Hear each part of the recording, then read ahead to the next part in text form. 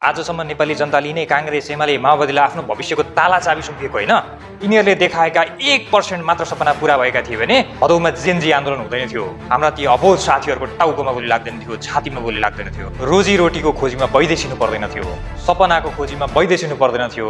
पुराना दलहरूले हामीलाई मौका दिनुस्, हामी देश बनाउँछौँ भन्दै गर्दा नेपाली जनता सोध्नुपर्ने छ, हामीले कति पटक चाहिँ मौका दिनुपर्ने हो। भावनामा बग्यो भन्नु होला। आज म तपाईँलाई यसको डेटा दिन्छु। आजसम्म नेपाली जनताले कुन पार्टीलाई कति पटक अवसर दिए र उनीहरूले कति पटक हामीलाई झुक्क्याए यसको म डेटा दिन्छु। हालसम्म 8वटा निर्वाचन भएका छन्, जसमा नेकपा एमाले 2 पटक पहिलो दल बनेको छ, जसमा नेपाली काङ्ग्रेस 8वटा निर्वाचनमा 5 पटक पहिलो दल बनेको छ। त्यस्तै नेकपा माओवादी 1 पटक पहिलो दल बनेको छ 2064मा। यसभन्दा अगाडि नेपाली काङ्ग्रेसले 3 पटक बहुमत प्राप्त गरेको छ, 3 पटक आफ्नो मात्रै पार्टी समेटेर सरकार निर्माण गरेको छ। यस्तो अवस्थामा उसले आफ्नो घोषणापत्रमा प्रतिबद्धता गरेका एक लाइनहरू अक्षरशः पुरा गर्न सक्थ्यो। किन गरेन? सबैभन्दा धेरै पटक सरकारमा जाने पनि नेपाली काङ्ग्रेस नै हो। यो 15 पल्ट सरकारमा गइसकेको छ। के नाप्यो?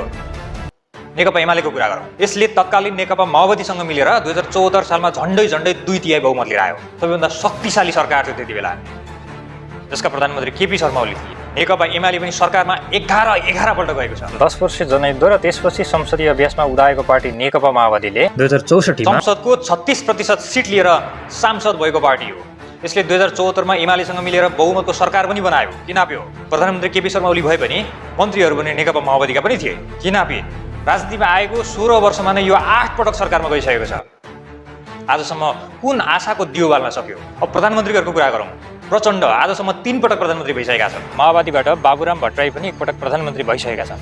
केपी शर्मा ओली आजसम्म 4 पटक प्रधानमन्त्री भइसकेका छन्। झलनाथ खनाल, माधव कुमार नेपाल, मनमोहन अधिकारी पनि एमालेकै प्रधानमन्त्रीहरू। शेरबहादुर देउवा आजसम्म 5 पटक प्रधानमन्त्री भइसकेका छन्। काङ्ग्रेसकै गिरिजा प्रसाद कोइराला 5 पटक र कृष्ण प्रसाद भट्टराई 2 पटक प्रधानमन्त्री भइसकेका छन्।